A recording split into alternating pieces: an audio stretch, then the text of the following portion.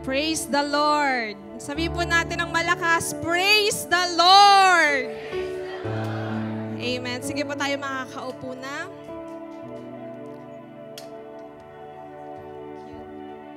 Praise God. Hallelujah. So, kumustahin mo muna yung katabi mo kung hindi mo pa yan nakukumusta. Kumusta ang iyong buong araw? Amen. Anong sabi? Sabi po ba ay blessed na blessed? Amen? Blessed kagaya mo? Praise the Lord. Amen. So magandang gabi po sa ating lahat. Ako po si Sis Sheila Lynn, magpapagamit sa Panginoon ngayong gabi. Amen.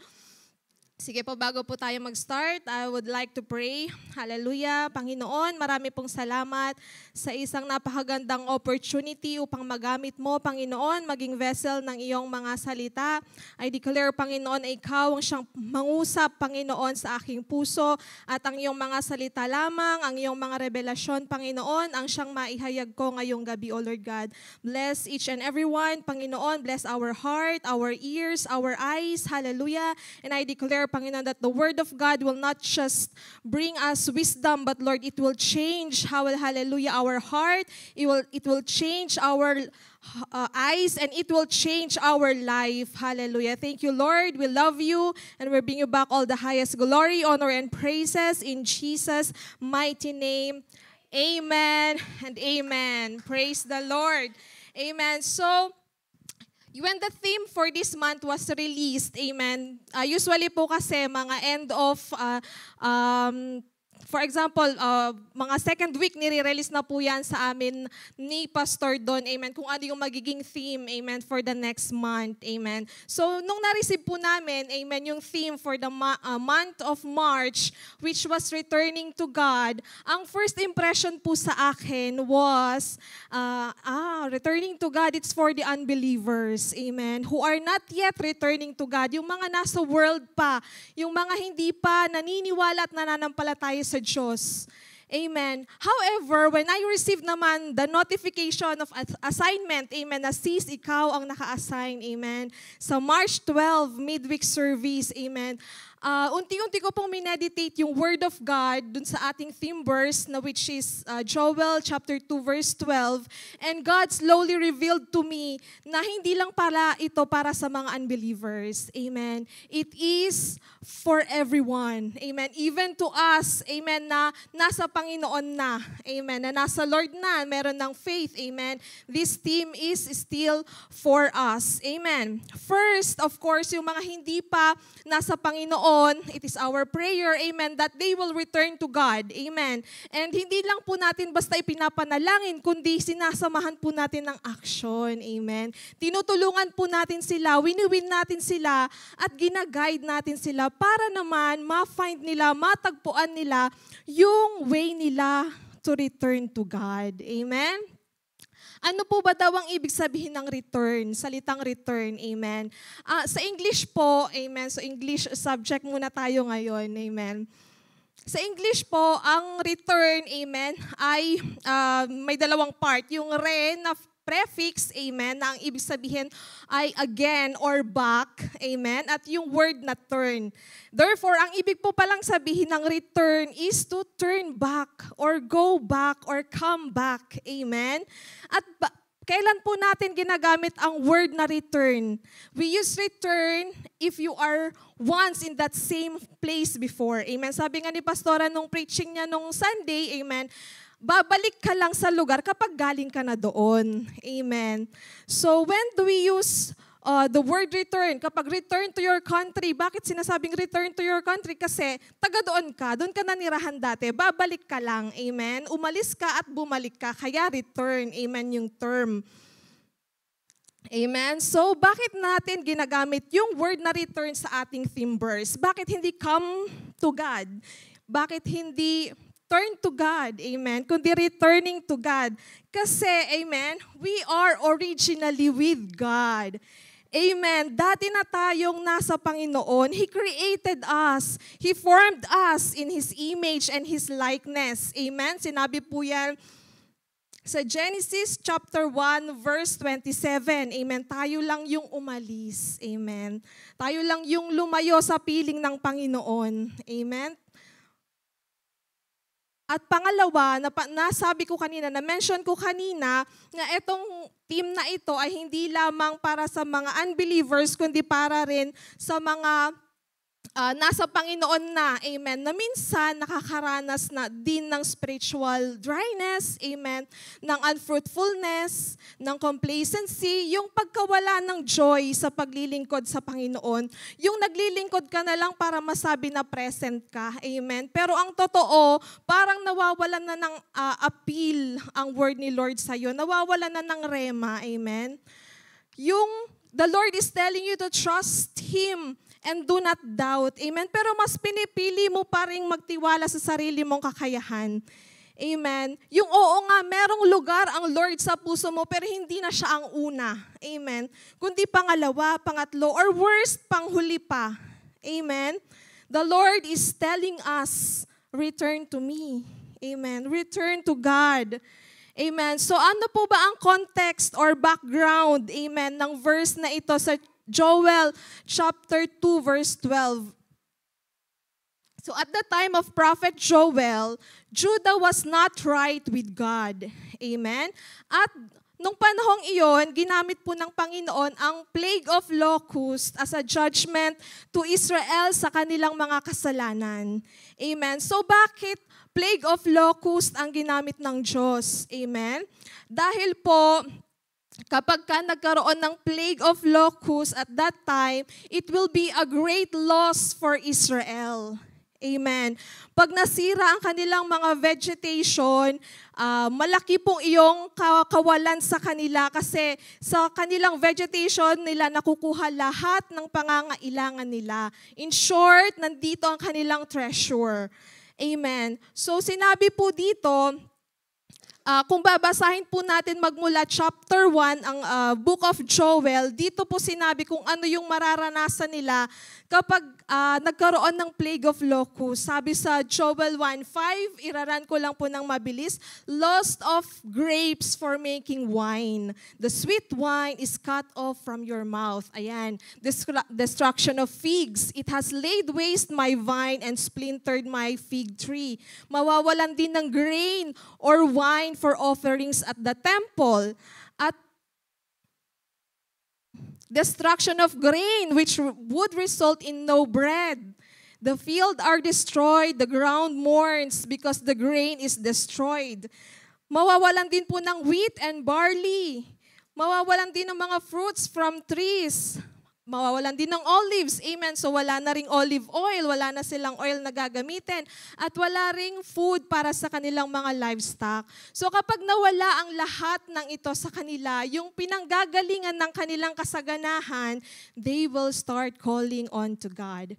Amen. Ganon din naman po tayo. Just like us before, amen, we tend to forget God kapag masagana ang buhay natin. Amen. Kapag meron tayong lahat ng pangangailangan natin, we do not prioritize God. Amen. Kapag meron tayong magandang trabaho or kapag maraming laman yung account natin, amen, we set aside God kasi we are okay. Amen. We are thriving. Kapag naman malusog, amen, or pag maganda ang pakiramdam, maganda ang kalusugan, we forget God. Amen. We do not prioritize God. Pero nung magkasakit, Lord, heal me. Amen. Saka katatawag sa Lord.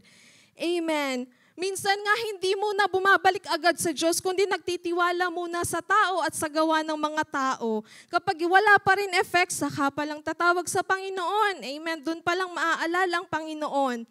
Amen. Praise God. At yun yung tayo noon. Amen. So pumalakpak po yung mga binago na ng Panginoon.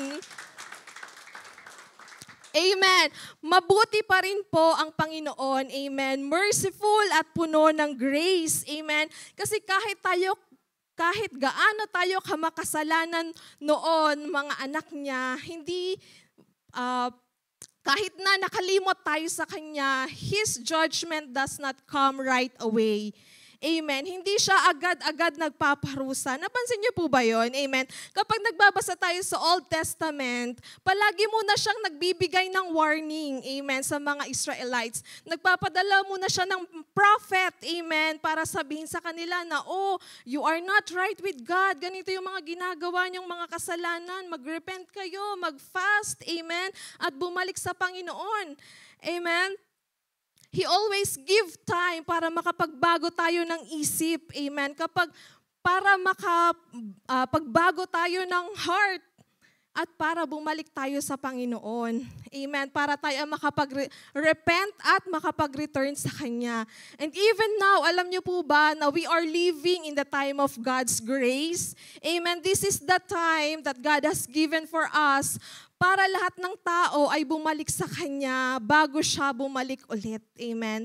Bago ang rapture na tinatawag. Amen. Kaya, let us use this time wisely. Amen. Para ayusin yung sarili nating relasyon sa Panginoon. Amen. Para rin mawin yung mga hindi pa nakakakilala sa Kanya. Amen po ba? Amen. So, tonight po, ang title ng ating pag-aaralan ay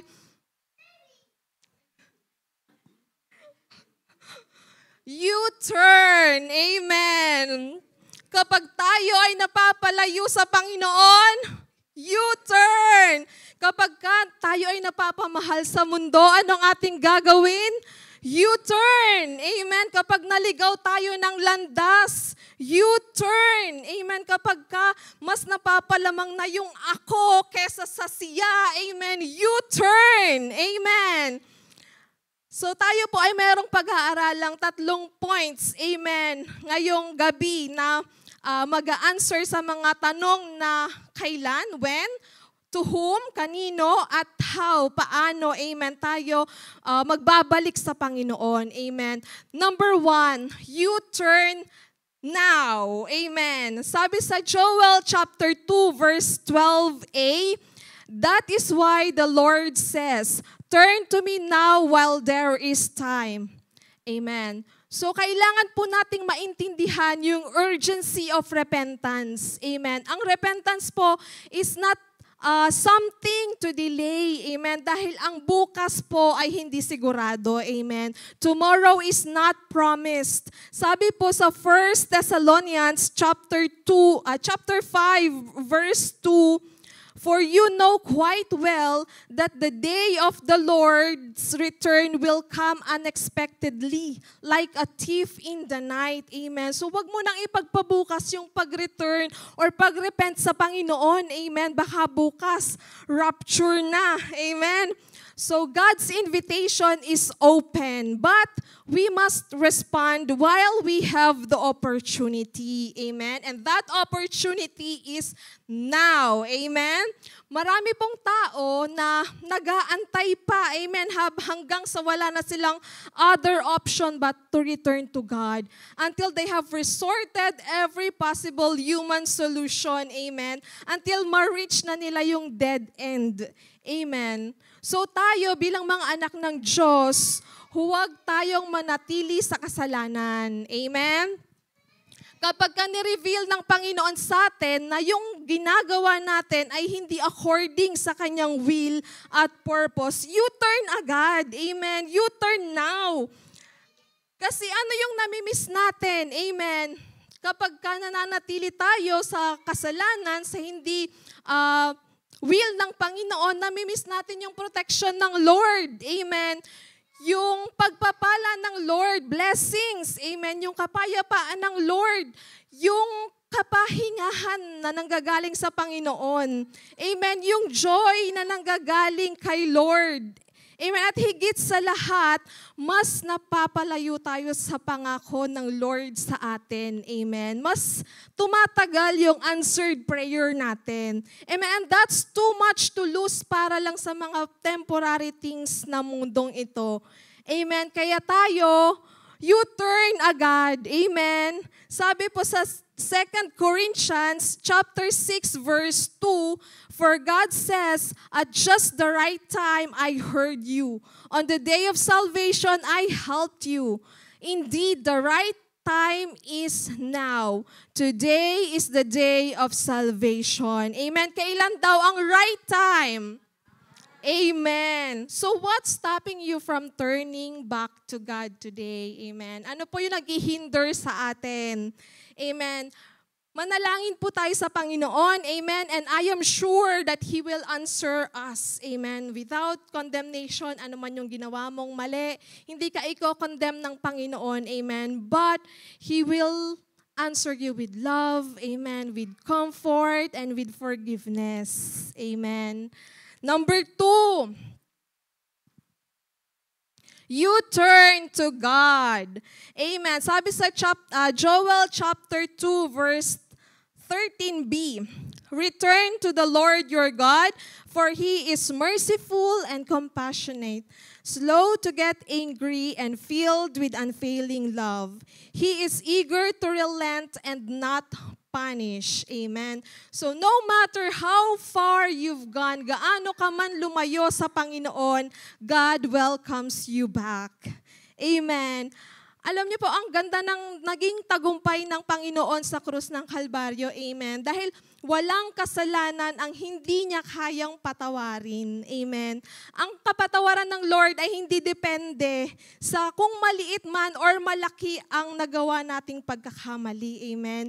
Hindi yung, Lord, forgive me. Sabi ng Lord, what have you done, anak? Amen. Lord, dati po akong ganito at eto po yung mga kasalanang nagawa ko. Amen. Hindi sasabihin ng Lord na, ay sorry anak, masyadong malaki, hindi kayang patawarin, masyadong mabigat yung kasalanan mo anak. No.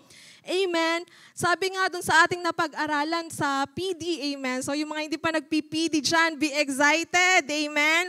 Sabi doon, walang kasalanan na hindi kayang patawarin ng Panginoon, yung mga kasalanan na nagawa mo na, ginagawa mo pa at gagawin mo pa lang, lahat ng yan meron ng kapatawaran sa Panginoon. Amen. So, ibig sabihin, kahit ano pa yung nakaraan mo, amen, ano pa yung nagawa mong kasalanan, saan ka man dinala ng mundong ito, kayang-kaya kang patawarin ng Panginoon. At kayang-kaya kanyang pabalikin sa piling niya. Amen. Ang kailangan mo lang ay mag-U-turn to God. Amen. Marami po sa atin, amen, namulat sa maling kaisipan, amen, na ang Diyos ay malupit, ang Diyos ay mapagparusa, na kapag makasalanan ka sa impyerno, ang diretso mo, amen, na kailangan maging perpekto ka muna bago ka tanggapin ng Panginoon. Amen, hindi po pala siya ganon. Amen. Siya pala ay merciful, maawain, amen, compassionate, mahabagin, slow to get angry, hindi magagalitin. Amen? Filled with unfailing love, puno ng wagas na pag-ibig. Grabe no, maawain na tapos mahabagin pa. Praise God. Amen. Kaya pala dapat talaga nating kinikilalang mabuti ang Panginoon. Amen. Para mas madali tayong makalapit sa Kanya. Amen. Kaya nga di ba pag nag-evangelize tayo, sino po yung mga nag-evangelize dito? Amen. Praise God. May nag-amen. Hallelujah. Amen. Palagi, ang iniiwan natin sa kanila ay yung mga katagang, Jesus loves you. Amen. Kesa yung, sis, bro, magbago ka na kasi malapit ng magunaw ang mundo. Hindi. Amen. Ang mas gusto nating tumatak sa kanila is, sis, bro, Jesus loves you. Amen. Kasi minsan yun lang yung dapat malaman ng tao na una. Amen.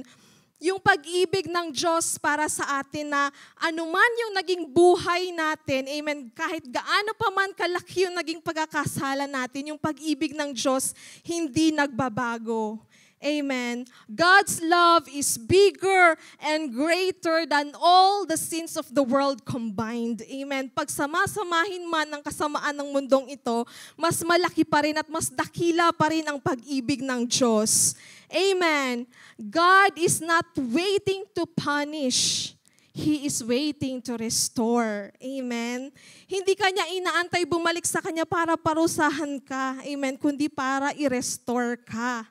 Amen. Kaya, you turn to God. Amen. Sabi po ni David, dun sa isa sa kanyang mga Psalms, amen, sa Psalm chapter 103 verses 8 to 12, amen, dinescribe niya po dito kung sino ang Panginoon. Sabi niya, "The Lord is compassionate and merciful, slow to get angry and filled with unfailing love. He will not constantly accuse us nor remain angry forever. He does not punish us for all our sins. He does not deal harshly with us as we deserve. From His unfailing love toward those who fear Him is as great as the height of the heavens above the earth. He has removed our sins as far as from us as the east is from the west." Amen. So David, bilang isa sa mga naka-experience kung gaano ka-merciful ang Panginoon, amen, that though he sinned, amen, alam naman po natin kung ano yung naging sin ni David, amen. Isa po sa mga nakasulat sa Ten Commandments, amen. So ibig sabihin, major sin yung nagawa niya. Pero the Lord forgave him. The Lord restored him. And He even called him the man after God's heart. Amen. Gaano ka-gracious ang Panginoon. Amen. Kaya huwag tayong matakot. Amen. Huwag tayong mag-alinlangan o magdalawang isip na lumapit sa Panginoon. Amen. At pangatlo, you turn completely. Praise God. Joel chapter 2 verse 12b to 13a. "Give me your hearts. Come with fasting, weeping, and mourning. Don't tear your clothing in your grief, but tear your hearts instead." Amen. Kapag tayo bumalik sa Panginoon, hindi kalahati. Amen. We return with all our hearts. Amen. The problem with many people is pumupunta lang sila sa Panginoon, ang hanap lang nila is yung solusyon dun sa kanilang mga sitwasyon. Pero hindi nila balak magstay sa presensya ng Panginoon. Amen. Sabi ng Lord, "Turn to me with all your hearts." Amen. Buong puso. Bakit siya specific na kailangang buong puso, whole heart? Amen. Kasi yung iba merong divided heart. Amen. Praise God, wala po yun dito sa JCTD. Amen. Sabi po sa Hosea chapter 10 verse 2, "Their heart is divided. Now shall they be found faulty. He shall break down their altars and he shall spoil their images." Amen. So tayo dapat, pag bumalik sa Panginoon, wholeheartedly. Amen. Ano po ang ibig sabihin daw ng true and sincere repentance? Amen. Una, dapat pala kapag nagre-repent, dapat nagte-turn away ka rin dun sa kasalanan or kamalian or weakness na ginagawa mo. Amen. Hindi ka lang nagre-repent pero gagawin mo ulit. Amen. No. You repent and you turn away from that sin. Amen. Pangalawa, repentance is done with all our heart. Amen. Kagaya na nga ng nasabi natin kanina, we should give everything we can in surrender to God. Amen. Ano yung nagwi-withhold, amen, sa pag-return mo sa Panginoon? Amen. Surrender it to God. Amen. At pangatlo, repentance should be marked with action. Amen. Sabi dito, fasting, weeping, and mourning. Amen. Yes, etong tatlong bagay na ito, these are signs of deep sorrow over sin. Amen. Pero dapat pala, it should be marked also by true inner change. Amen. Meron din binabago dapat sa buhay natin. Amen. Yung fasting, amen, ang fasting po ay denying our flesh to focus unto God. Amen. Ang fasting po hindi lang skipping meals, hindi lang yung hindi kakakain ng 12 hours, amen, or 16 hours sa tinatawag na intermittent. Ba yun? Tama ba ako? Intermittent fasting, amen. Hindi lang tayo hindi kumakain, amen, kundi gumagawa tayo ng mga bagay na mas mapapalapit sa atin sa Panginoon. Amen. Hindi yung fasting ako, hindi ako kakain, manonood ako ng manonood sa Netflix para hindi ko maramdaman yung gutom. No. Amen. Hindi tayo nagbababad sa social media or sa YouTube, amen, para lang lumipas na yung 12 hours na hindi ka pwedeng kumain. Hindi tayo natutulog lang para paggising mo, breaking of fast na.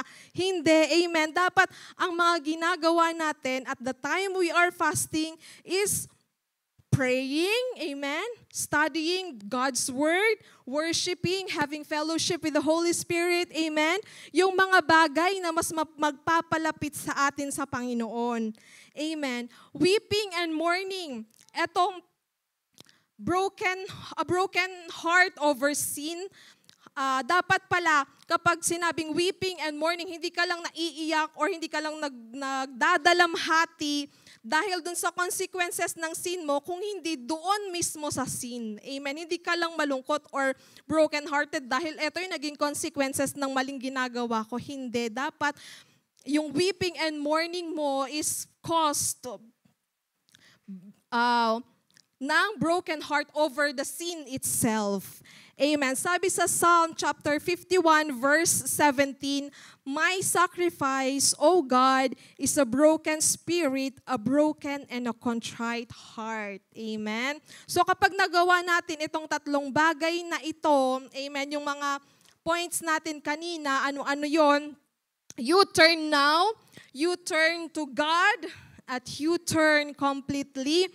Hindi ka lang niya basta patatawarin, amen. Hindi ka lang niya basta tatanggaping muli, hindi ka lang niya basta pagpapalain.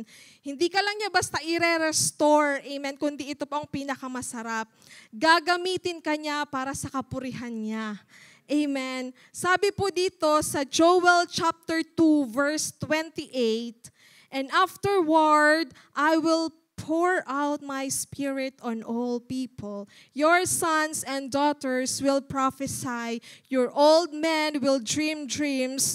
Your young men will see visions." Amen. Praise God. Gaano kasarap yung gamitin ka ng Panginoon para mag-prophesy. Amen. Para makakita ng visions. Amen. Praise God. So, mabilis ba? Praise the Lord. Amen. So, as I end, amen, this preaching tonight, I encourage everyone po to ask the Lord to reveal to us, amen, any area of our life that needed repentance. Amen. Meron pa ba tayong reservation pagdating sa paglilingkod natin sa Panginoon? Amen. It's a good time, amen. Lalo na ngayon na most of us are in praying and fasting, amen. And as God reveals to us those areas na tayo ay may weaknesses pa, amen, let's repent wholeheartedly, amen, with all our heart and decide, amen, that we will act on it, amen. Let us not just tear our clothes in sorrow, but let us tear our hearts and return to God, because He is merciful, He is loving, and He is ready to forgive. Amen po ba? All glory and honor belongs to God in Jesus' mighty name. Amen and amen.